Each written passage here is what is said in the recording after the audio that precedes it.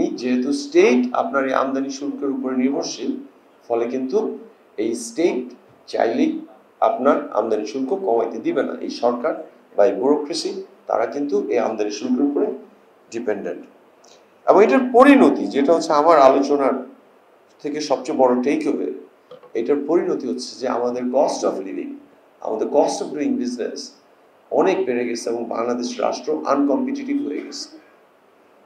আমি আবার বলি, এই যে আমাদের ডিউটি বাড়ানো হয়েছে, এই যে আমাদের ইম্পোর্ট সাবস্টিটিউশন ইন্ডাস্ট্রিকে অত্যন্ত হাই প্রোটেকশনের মাধ্যমে প্রোটেক্ট করা হয়েছে।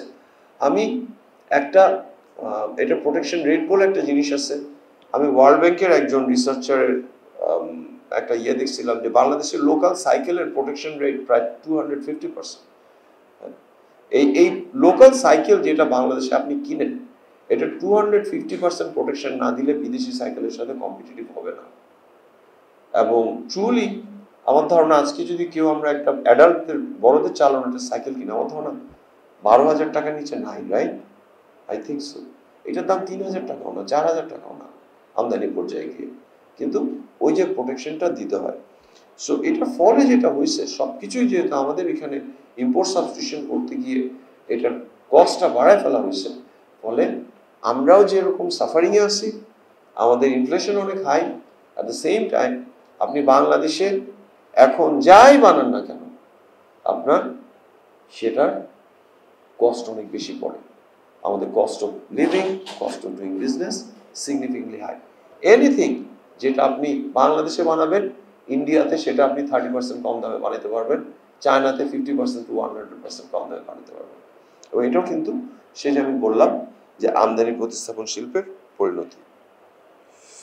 সো এবং আমি বলছি, আমি আলোচনাটার অল্পক্ষণে শেষ করতে পারবো, যে এটার পরিণতি হচ্ছে এই আমদানি রিপ্লেসমেন্ট শিল্পের পরিণতি হচ্ছে যে আপনার পৃথিবীর কোনো মেজর অ্যাসোসিয়েশনের সাথে আপনি কোনো চুক্তি করতে পারবেন না। আমাদের আসিয়ানের সাথে কোনো চুক্তি I don't see it happening. চায়নার একটা অ্যাসোসিয়েশন আছে, আমি নামটা এখন মনে পড়ছে না, সেখানে চায়নার ইনফ্লুয়েন্সে থাকা সকল দেশ ওই বাণিজ্য চুক্তির মধ্যে আছে, বাংলাদেশ নাই। বাংলাদেশ ভারতের সাথে একটা চুক্তি বোধহয় করছে, বাংলাদেশ খুব মাইনর কিছু দেশের সাথে চুক্তি করতেছে। ইউ বা এই ধরনের দেশগুলোর বিষয়টা আলাদা, তারা বাংলাদেশের সাথে এমন কিছু নেয় না যেটার ফলে তাদের দেশের প্রভাব পড়ে। ফলে ইউ আমাদেরকে ইবিএ দেয়, এভরিথিং বাট আর্মস। আমেরিকার সাথেও হইতে পারে, কিন্তু আমাদের ইমার্জিং ইকোনমিক্সের কোনো দেশের সাথে আপনি চুক্তি করতে পারবেন না, বিকজ তারা আপনার কাছে চাইবে। তারা আপনাকে বলবে, না তুমি আমার 2,500 টাকার সাইকেল তুমি 11,000 টাকায় বেচো, তুমি ডিউটিটা কমাও। তুমি ডিউটিটা কমাইলে আমি তোমার সাথে চুক্তি করতে পারবো, যাতে তুমি তাহলে আমার দেশেও তোমার জিনিস বেচতে পারো। এবং সেটা যদি পসিবল না হয়, তাহলে কিন্তু ইপিজেড বা এই ধরনের কিছু জায়গাতে হয়তো বা আপনি কিছু এফডিআই পাবেন, তাও পাবেন না। আপনি যদি ইপিজেডও আপনার একটা এফডিআই আনতে হয় নাইকি বা এডিডাসের, তার সাথে কিন্তু ভিয়েতনামের চুক্তি থাকতে হবে, ইন্ডিয়ার চুক্তি থাকতে হবে, নাহলে সে বলবে আমি যে তোমার এখানে ইনভেস্টমেন্ট করবো, এখান থেকে তো নিয়ে আমি বেচার সময় গিয়া আবার ভিয়েতনাম সাথে তোমার কোনো ফ্রি ট্রেড চুক্তি নাই, ইন্ডিয়ার সাথে চুক্তি নেই, আমি বেচতে পারবো না। সো ইভেনচুয়ালি তারা এই এফডিআই গুলো আসবে না। এবং ফলে আমরা বিগত 10 বছরে বা তার আগেও কোনো মেজর বাইলেটারাল অথবা ইভেন মাল্টিল্যাটারাল অর্গানাইজেশনের সাথে চুক্তি করতে পারিনি। এবং যেটা আমি বললাম যে আপনি যখন এইভাবে আমদানি থেকে নিয়ে আসা অর্থের উপরে, শুল্কের উপরে পুরো স্টেট ডিপেন্ডেন্ট হয়ে গেছে, তখন আপনি এটা থেকে ভেঙে বের হয়ে আসতে পারবেন না। কারণ আপনি যদি এটা থেকে ভেঙে বের আসতে চান, তাহলে তো আপনার আয় কমে যাবে। আয় কমে গেলে আপনার ডেভেলপমেন্ট প্রজেক্ট কিভাবে চলবে? এখানকার আমাদের লাইট ফ্যান ইলেকট্রিসিটি কেমনে চলবে? সো ইভেনচুয়ালি এটা এমন একটা জায়গা, আমাদের বিগত 10 বছর ইভেন তার আগের সময়কালে আমাদের ইন্ডাস্ট্রিয়াল পলিসি, যেটা আমাদের আজকের আলোচনা, যে বৈশ্বিক এর সাথে সম্পর্ক, বিশ্ব অর্থনীতিতে আমাদের হিস্সা, যেটা আমি বলছি, এটা ট্রুলি এটা আমদানি রপ্তানি এই দুটো প্রশ্নেই 90%কে আমরা এক্সপান্ড করতে পারবো। সেখানে গিয়ে আপনি কোনো ধরনের এফডিআই বা বিনিয়োগের জায়গা তৈরি করতে পারবেন না। আপনার রপ্তানি, হ্যাঁ আপনি পারবেন, স্লেভ ট্রেডিং এর মাধ্যমে পারবেন। আমাদের আরএমজি শিল্প স্লেভ ট্রেডিং। আপনি বলেন যে ইন্ডিয়া কেন বাংলাদেশ থেকে বেশি রপ্তানি করতে পারে না, পাকিস্তান কেন পারে না, জানেন? ওরা ওদের দেশের মানুষকে এভাবে স্লেভের মতো ট্রিটেড হতে দেয় না। দ্যাটস দ্য রিয়ালিটি ভাইয়া। এত ল্যাক্স লেবার পলিসি পৃথিবীর কোথাও নাই, ইন্ডিয়াতেও নাই, পাকিস্তানেও নাই।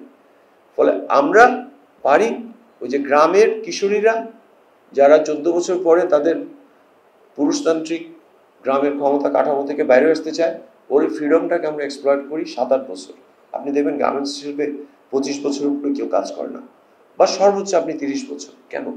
গার্মেন্টস শিল্প আজকে আমাদের 35 বছর হয়ে গেছে, এখানে 50 বছরের কর্মী নাই কেন? বিকজ ওই যে 10 বছরের লাইফের প্রাণ শক্তিটাকে এখানে আমরা চুষে নিই। So that is the consequence actually, যে আমরা ট্রুলি কম্পিটিটিভ একটা ইন্ডাস্ট্রিয়াল পলিসি করতে পারি নাই। আমাদের কম্পিটিটিভ অ্যাডভান্টেজ হচ্ছে যে গ্রামের কিশোরীদের আত্মাটাকে চুষে নেয়। সো অ্যাগেইন আমি একটা বিপদে আছি, সেম জিয়া হাসানের প্রবলেম। জিয়া হাসান কোনো সলিউশন দিতে পারে না, খালি প্রবলেমের কথা বলে। এবং আসলে আমি যে প্রবলেমগুলোর কথা বলি এগুলো সব কমপ্লেক্স প্রবলেম, হ্যাঁ, এগুলো কোনো ইজি সলিউশন নাই যে আমি টোটকা বাজে বলে দিলাম 1 2 3 সলিউশন না। বিকজ এগুলো তৈরি হয়েছে অনেক ডিপ রুটেড ইউনো এই প্রবলেমকে অ্যাকুমুলেটের মাধ্যমে। এটাকে এইভাবে লেয়ারে লেয়ারে ডিকনস্ট্রাক্ট করতে হবে।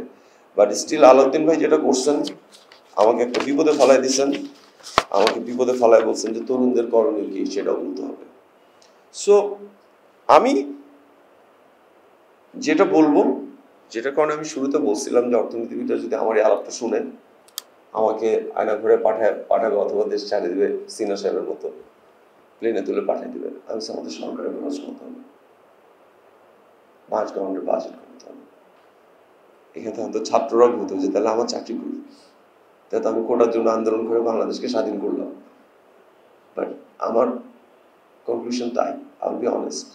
যেহেতু আমাকে কেউ শুনবে না, আমার অনেস্ট হইতে কোনো সমস্যা নেই, আমার পলিসি কেউ শুনবে না, সো আমি অনেস্ট হইতে পারি। সেটা হচ্ছে যে বাংলাদেশ সরকারের বাজেট কমাতে হবে।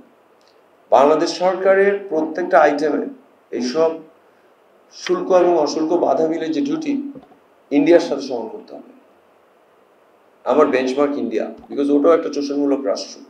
ইন্ডিয়া যদি পারে আমি কেন পারবো না? আমি চায়না ভিয়েতনামের কথা বললামই না, ইন্ডিয়াও কিন্তু বাংলাদেশের মতো সিমিলার প্রবলেম। আমাদের প্রবলেমটা অনেক গভীর। ইন্ডিয়াতেও কিন্তু এফডিআই তাদের পটেনশিয়াল মতো আসছে না, এক্স্যাক্টলি আমি যে প্রবলেমটা বলতেছি সেটার কারণে। হ্যাঁ, স্টিল তাদের আসতেছে, কিন্তু আমাদের একেবারেই আসতেছে না। সো দ্যাটস মাই সলিউশন, যে আপনার প্রত্যেকটা আইটেমে আপনি শুল্ক এবং অশুল্ক বাধা আপনাকে একটা কমিশন দিয়ে পরিমাপ করতে হবে। পরিমাপ করে আপনি ভারতের থেকে 1% বেশি নিতে পারবেন না। তাহলে কি হবে জানেন? আপনার আমার প্রত্যেকটা আইটেমের খরচ কমবে, আই প্রমিস ইউ দিস। কিন্তু এটা একটা ইমিডিয়েট ইম্প্যাক্ট আছে, রাইট? বিকজ বাংলাদেশ সরকার যে খরচটা করে, এই খরচটাই কিন্তু আমাদের অনেকগুলো ইন্ডাস্ট্রি, ফ্যাক্টরি, সরকারের উপর নির্ভরশীল অনেকগুলো গোষ্ঠীর জীবনযাত্রার উপরে। ফলে একটা ইমিডিয়েট ধাক্কা পড়বে, কিন্তু লং টার্মে গিয়ে বা মিড টার্মে গিয়ে 3 to 5 ইয়ার্সে গিয়ে কিন্তু আমাদের সরকারের ব্যয় হ্রাস করা, এটার মাধ্যমে আমরা ইন্ডাস্ট্রিয়াল পলিসিটাকে ইম্পোর্ট সাবস্টিটিউশনের বদলে এক্সপোর্ট ওরিয়েন্টেড করতে পারবো। সেকেন্ডলি, আমাদের ইন্ডাস্ট্রির সঙ্গে চ্যালেঞ্জ দিয়ে বলতে হবে যে তোমাকে আমি এত প্রোটেকশন দিতে পারবো না, আমি সরি, আমার এত দায় নেই। তুমি দেশের শিল্পায়ন তুমি করতেছো, কিন্তু তুমি তো আমার আরো বড় শিল্পায়ন বন্ধ করে রাখছো। সো আমি তোমাকে সামহাও একটা প্রোটেকশন দিব, অবশ্যই দিব, প্রোটেকশন দিতে হবে। কিন্তু যার বয়স, যেসব ইন্ডাস্ট্রির বয়স 10 বছর 15 বছর বিশ্ব হয়ে গেছে, যেসব ইন্ডাস্ট্রির মালিকরা অলিগার্ক হয়েছে, এইবার তোমাকে আরো এফিসিয়েন্ট হতে হবে। তোমাকে আমি এত 200% 250% প্রোটেকশন দিতে পারবো না। এবং থার্ড প্রবলেমটা খুব খারাপ, এটা আমি অ্যাডভোকেট করছি না এখন। আপনাদেরকে আমাদের কারেন্সিকে ট্রুলি মার্কেট রেটে ছেড়ে দিতে হবে। এটা কনসিকুয়েন্স অনেক হাই। এগুলো বলেন, আমি থিওরিটিক্যাল প্রস্তাব হিসেবে বলতেছি। আমি বলছি না বাংলাদেশের কারেন্সি এখন মার্কেট রেটে ছেড়ে দেওয়া পসিবল। আসলে প্রশ্ন করতে হবে কেন পসিবল না, because right at this moment আমার মার্কেটকে নিয়ে, আমাদের অর্থনীতিকে নিয়ে আমার যে মূল্যায়ন, আমরা একটা কন্ট্রাকশনের ভিতর দিয়ে যাচ্ছি, আমাদের আমদানি কমে আসবে, ফলে এখন অ্যাকচুয়ালি এই ইয়েটাকে লিভারেজ করা পসিবল। সো ট্রুলি যদি মার্কেট এটা ছেড়ে দিই, এটা যে শকটা আসবে, এই শকটা ইকোনমিতে দুইভাবে কাজ করবে। একটা হচ্ছে যে ইয়াস জিনিসপত্রের দাম বেড়ে যাবে, and we don't want that. এবং আমি বিশ্বাস করি না কোনো পলিটিক্যাল বা এবং এটা তো ইন এ ওয়ে নির্বাচিত সরকার না, সে ওনারা ওই সাহসটা করতে পারবে। বাট অ্যাজ এ থিওরি, আমি থিওরিটিক্যালি ডিসকাস করছি অ্যাজ এ হাইপোথিসিস, যে এটার কনসিকুয়েন্স শর্ট টার্মে একটা খারাপ হলেও কিন্তু পরবর্তীতে যখন আপনার যখন ওই আপনার এফএক্স রেটকে মার্কেট রেটে ছাড়া দেওয়ার সাথে সাথে আপনি সরকারের আপনার ডিউটি কমায় নিয়ে আসতেছেন, দুইটা একসাথে করতেছেন, তখন কিন্তু আপনার কস্ট অফ প্রোডাকশন কমে আসতেছে। ওটাও কিন্তু আবার আপনার অর্থনীতিতে আপনার ইনফ্লেশন একটা নেগেটিভ ইম্প্যাক্ট হিসেবে কাজ করবে, এটা একটা পুল ইফেক্ট করবে। So that's what it is. আমি তিনটা সলিউশন বললাম, আমি সলিউশন বলবো না, আমি তিনটা হাইপোথেটিক্যাল আলোচনা করলাম, যেগুলো আরো ডিপে গিয়ে এক্সপ্লোর করা উচিত। সেটা হচ্ছে গিয়ে এক, আমাদের অর্থনৈতিক আউটলুক আমাদেরকে এই যে ভান করা export oriented industrialisation, but in reality formal এবং ইনফর্মাল রুলসে গিয়ে এটা একটা ইম্পোর্ট সাবস্টিটিউশন ইন্ডাস্ট্রিয়ালাইজেশন, এটাকে তরুণদের করণে। হ্যাঁ, তরুণরা কিন্তু চাইলে গিয়া কি করতে পারে, হাইকোর্টে গিয়ে বলতে পারে এই বিচারপতি বাদ। সো তরুণরা এখন সব পারে। সো তরুণদের করণীয় যে আমাদের এই ইন্ডাস্ট্রিয়াল পলিসি চেঞ্জ করতে হবে। অ্যাট দ্য সেম টাইম আমাদের সরকারের সাইজ কমাইতে হবে। সরকারের সাইজ কমানো মানে সরকার সাইজ কমানো ইন এ সেন্স দ্যাট এই যে আমাদের আমদানি শুল্ক অ্যাটলিস্ট ইন্ডিয়ান রেটে নিয়ে যেতে হবে, শুল্ক এবং অশুল্ক দুইটা মিলায়। এবং থার্ড হইতেছে যে আমি বলছি যে এফএক্স রেটকে আমাদের এটা যে ভ্যালু যেটা আমাদের হওয়ার কথা, ট্রুলি ট্রু ভ্যালু, যেটার কারেক্ট টার্ম হচ্ছে যে মানে ওই ভ্যালুতে নিয়ে যেতে হবে। So that's what it is. সেটা আমার আলোচনা এখানে শেষ। সো আমি বাংলা স্টাডি ফোরামকে ধন্যবাদ জানাই আমাকে এখানে দাওয়াত দেওয়ার জন্য। আমি এই জায়গায় আগেও একবার আসছিলাম, এবং এই জায়গাগুলোর একটা সুবিধা কি, মেল্টিং পট। বিকজ আমি যখন 2018-তে আসছিলাম এবং এই বছর যখন কোটা আন্দোলন হলো, তারপরে যারা লিয়াজো কমিটি ফিয়াজো কমিটিতে আছে, আমি তাদের নাম চিনি না, এদের নাম সার্চ করে দেখি যে সাবিদিন ভাই ওদের সবাইকে নিয়ে আমার সাথে বাইরে আড্ডা দিছিল। সো দ্যাটস দ্য মেল্টিং পট। হ্যাঁ, খুব ইম্পর্টেন্ট যে আমরা এই ধরনের জিনিসগুলো মিশি, গল্প করি। আপনি জানেন না আপনার পাশে যে বসে আছে উনি আজকে 10 বছর পরে বাংলাদেশের রাষ্ট্রপতি হয়ে বসবে না বা একজন অলিগার্ক হয়ে উঠবে না। So it's good to connect with each other. Anyway, thank you আমাকে এখানে দাওয়াত দেওয়ার জন্য। সামহাও আমি কথা বললে আমার হিকআপটা কমে আসে, আই ডোন্ট নো ওয়াই। শুরুতে খারাপ লাগছিল, বাট বলতে বলতে চলে গেছে, maybe then I should talk. সবাই ভালো থাকবেন, আল্লাহ হাফেজ।